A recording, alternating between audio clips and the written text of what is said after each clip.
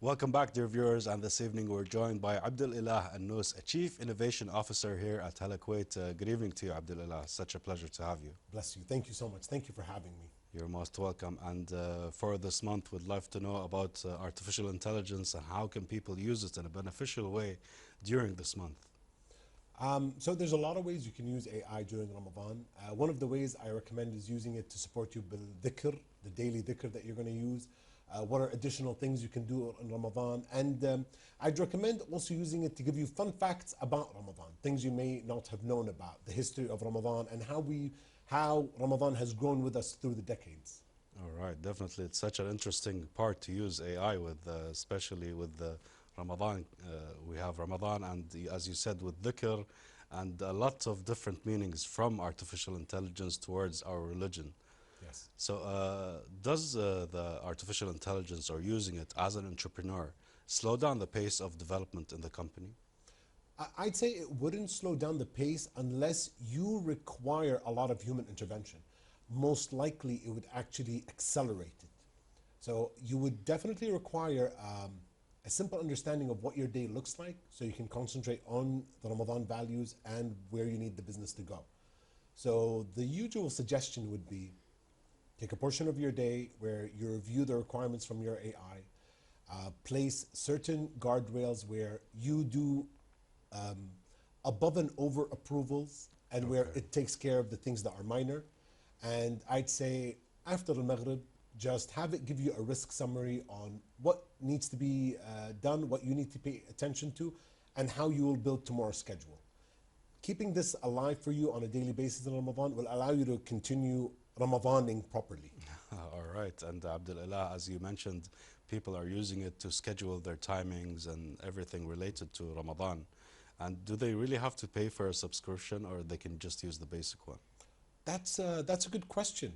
I'll throw a nice tidbit to our viewers. So if you do want to use AI for free, yes, you'd need a pretty good computer, nothing unbelievable, just a pretty good computer. And you download something called LM Master, and that would allow you to use AIs for free with no internet on your computer. All right? And if you are going to go for the subscription services, ChatGPT, I believe, has a free tier that you can use, and it will help. I definitely use the paid tier because I require it to do a lot of work with me. All right, definitely. I think the paid subscription gives you more benefits using artificial intelligence. What about that, dear viewers? We have today Abdulilah Annous to explain to you how you can really benefit from using artificial intelligence. So Abdulilah, managing a small to medium enterprise as a founder, and how can he lessen the time using AI and more with his family? So you wanna tell AI what you want it to do that doesn't concern you. So you want it to have that automated approach. For example, minor questions that have minor answers. Let's take a restaurant for an example.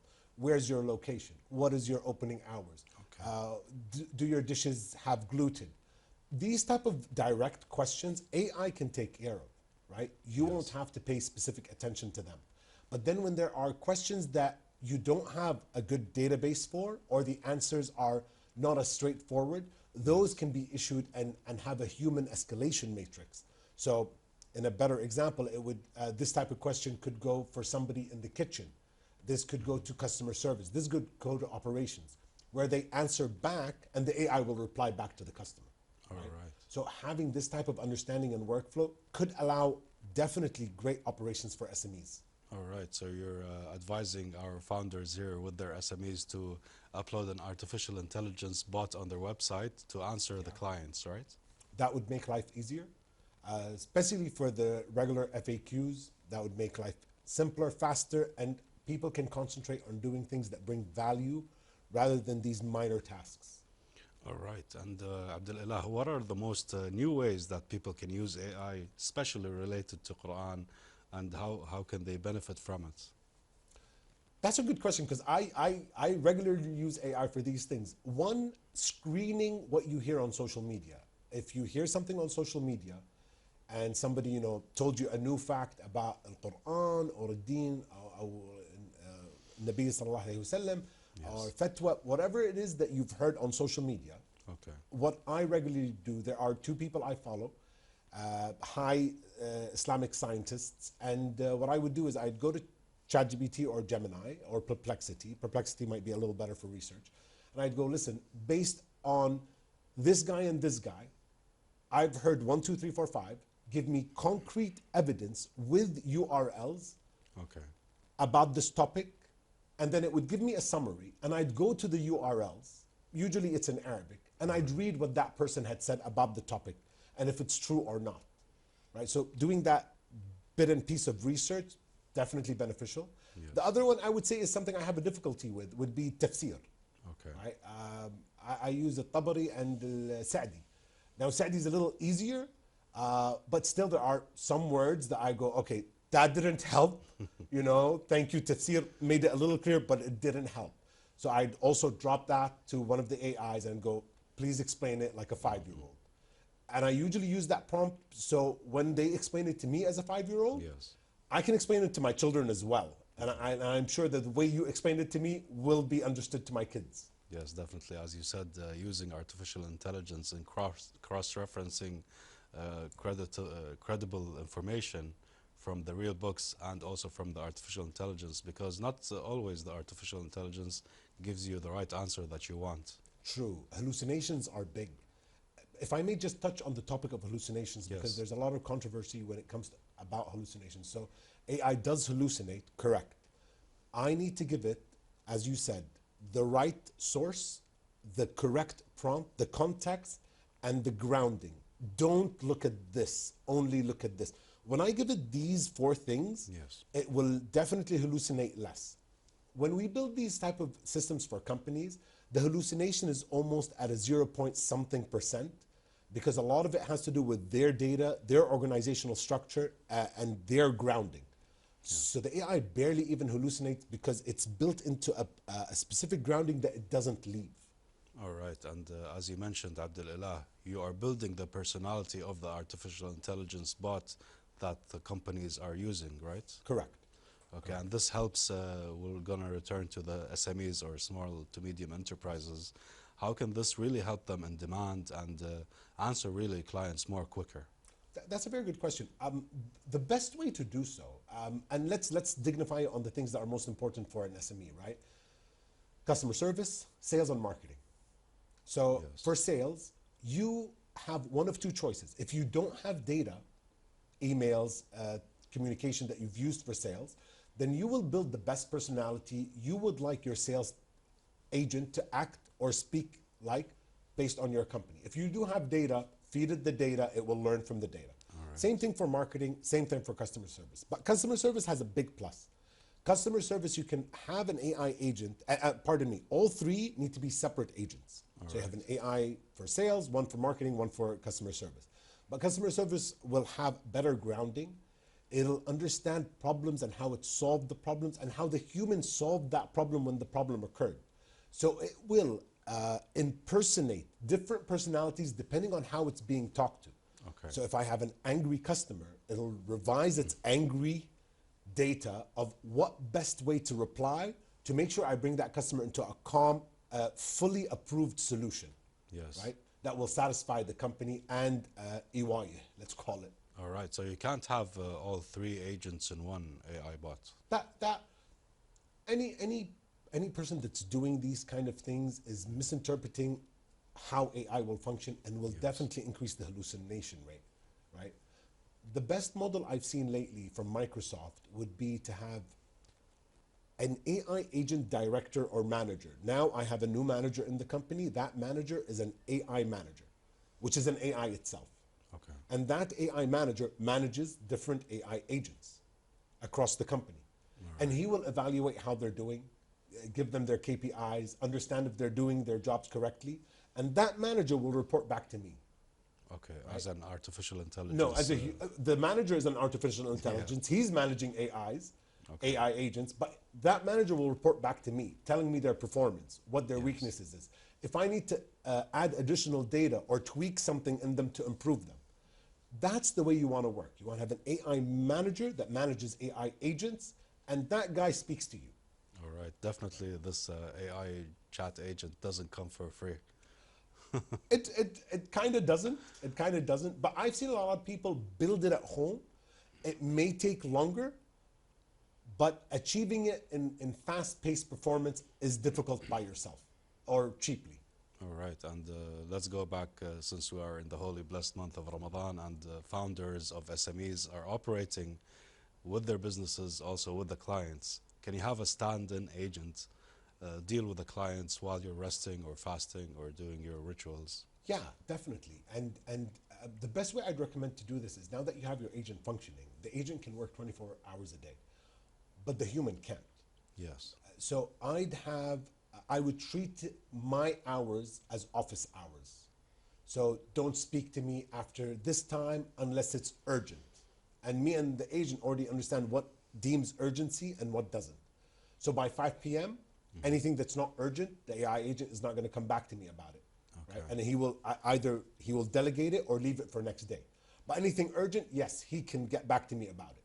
So just giving him those office hours would definitely benefit me and the agent. All right, so Abdulilah, from your point of view, in the company itself, who should deal with the AI agents?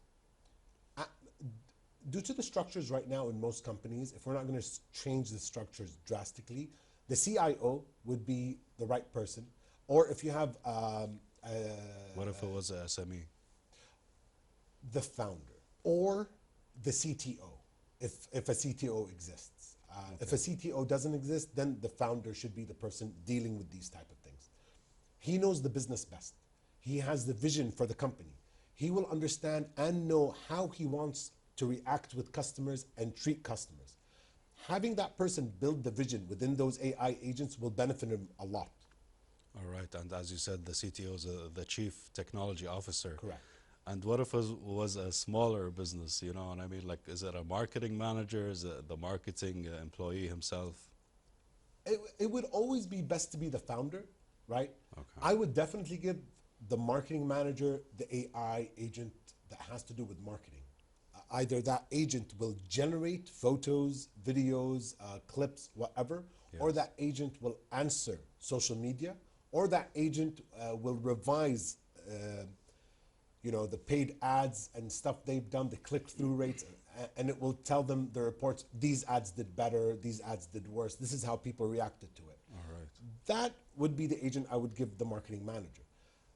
But if I'm building agents for, again, I'm a really, really small company, right? So if I'm building agents and I'm a really small company, I want to first build an agent that will do customer service, right? That's going to take a big load off of me because I have something working in the background, dealing with customer request orders, replying about where their orders are, or updating the customer. That's a full-time job. Usually it's a job for 3-4 people just to keep giving back and forth with customers.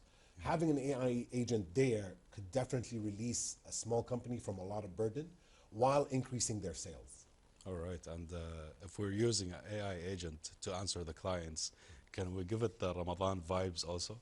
Oh, definitely, definitely. So, in your system prompt for the AI agent, you would tell it, we're in the holy month of Ramadan. Please start with giving blessings and respectful notations about Ramadan.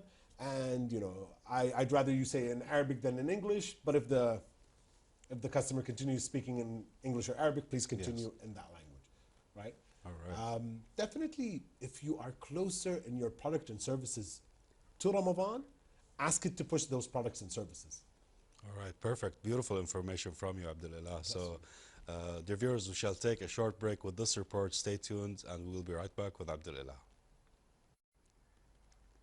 Welcome back, dear viewers, and this evening we're still joined by Abdulilah Annous, a Chief Innovation Officer. It's such a pleasure to be talking to you, Abdulilah. Pleasure is mine. Thank you.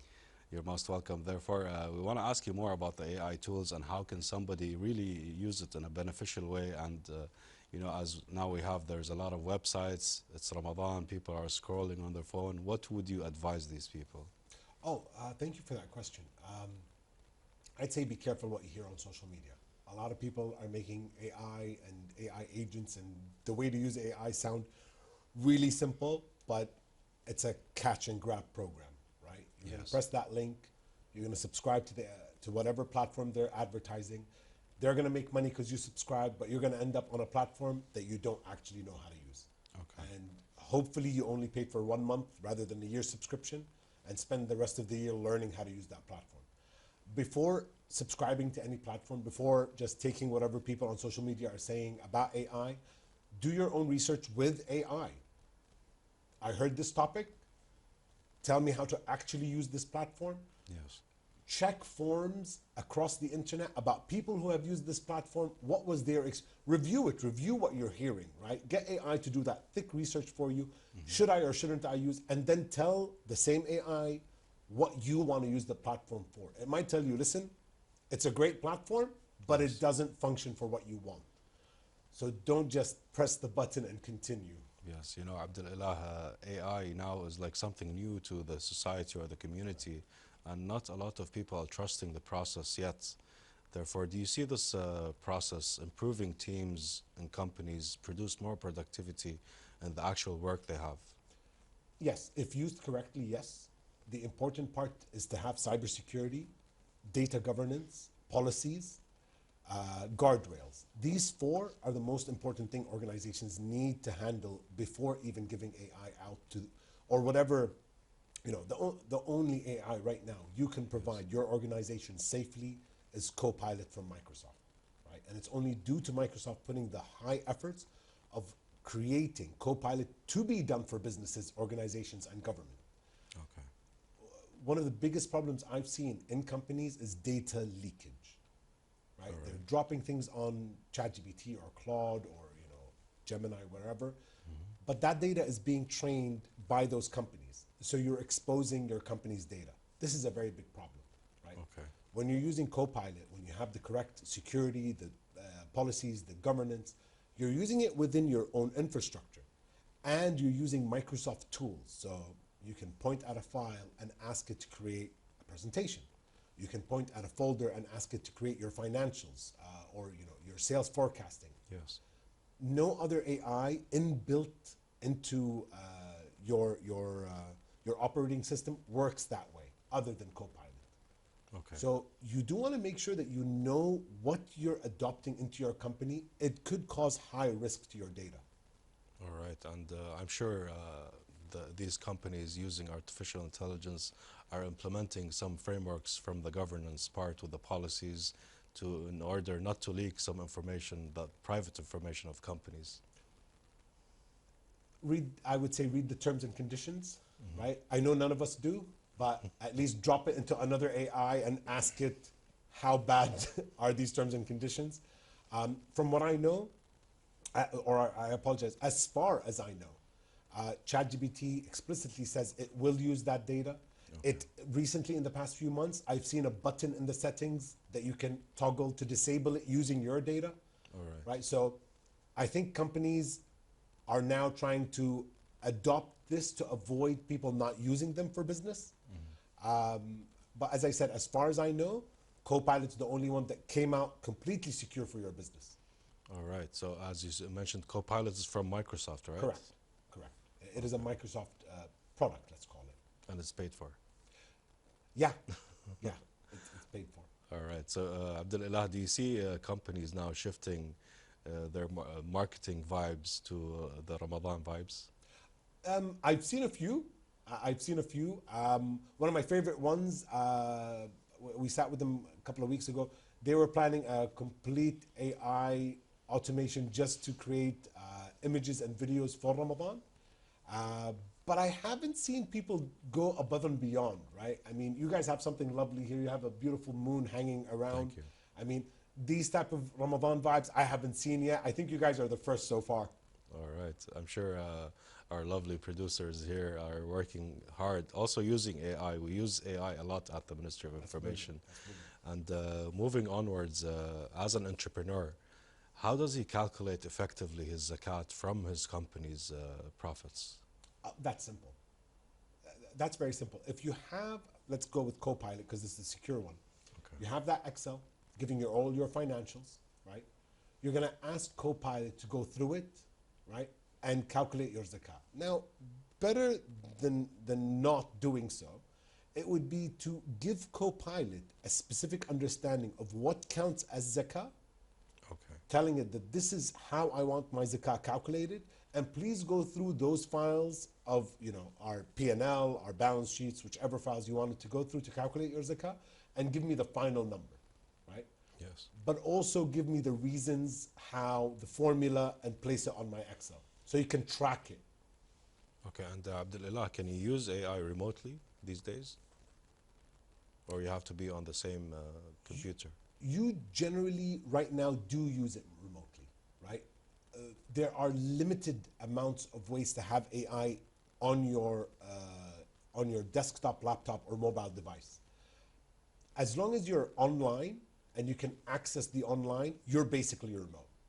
But if you do want to use AI strictly on your device without being online, there are ways to do this. As I mentioned at the beginning, there is LM Master that you can use on your computer, where you download AI models and you use them for free on your laptop or computer without touching the internet, right? All right. And I would say it's really important to learn how to do this. It can make a big difference on how you use AI and how you integrate AI.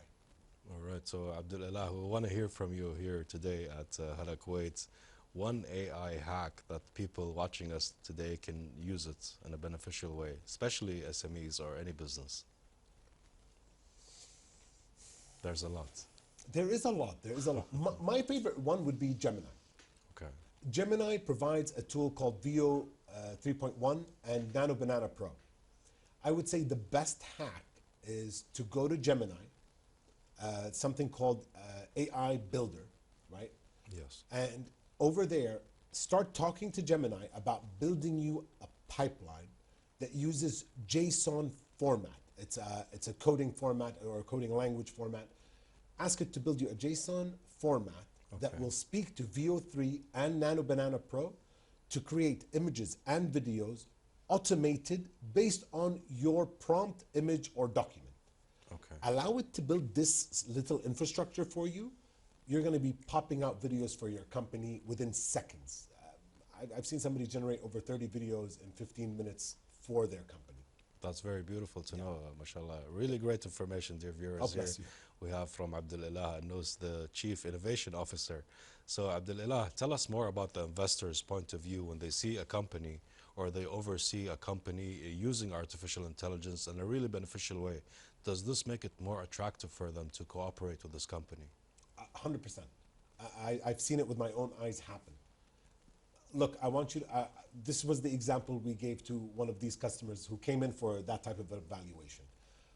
If I have two types of managers walking into my office for an interview, the first manager says, I need a team of 5, I need a budget of this, I need these type of, laptops, office supplies, blah, blah, blah, blah, blah. Yes. And then I have the other guy coming in and goes, listen, I need an investment of X. We're going to create AI agents that do 1, 2, 3, 4, 5.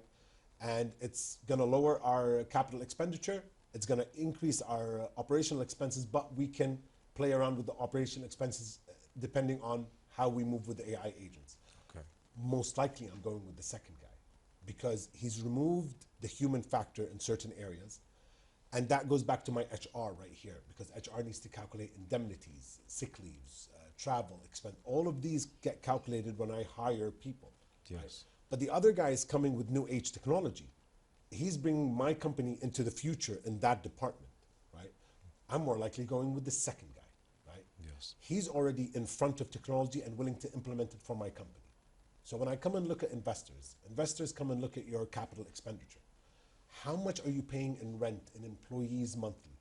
Yes. Because your operational cost or your OPEX can be changed, but your capital is harder to change, right? Yes. So I do look, or investors do look for companies that are involving themselves in AI technologies to allow efficiency, higher productivity, and definitely lower costs for a company.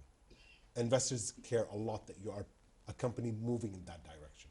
Yes, definitely. And I'm sure lower cost of employees is very beneficial for an investor, yes? Yes, but let's see how it plays with the economy. All right, that's great. So what's a final message, Abdulilah, you would give our dear viewers watching us today? I'd say one of the most important things is don't assume AI will take your job. That is not going to happen, right? Yes. It's only people who know how to use AI that will replace you. AI cannot replace humans. AI requires us a lot. The second message I would say is practice. Practice as much as you can. During Ramadan, have the time to investigate what AI can do for you. During Ramadan, what it can help you in your prayers, how it can help you in your job to help you in your prayers, right? Yes. Don't shy away from AI. The more you shy away from your AI, the more it will move faster than you, and it'll take you longer to catch up. Yes, definitely. Thank you so much for your lovely messages for us and our dear viewers today. And thank you for joining us. Bless you. It's always a pleasure. Thank you for having me. You're most welcome. Well, dear viewers, let's all thank the coming of Abdulilah Annous, a Chief Innovation Officer. And therefore, dear viewers, we shall take this break with this report, so stay tuned.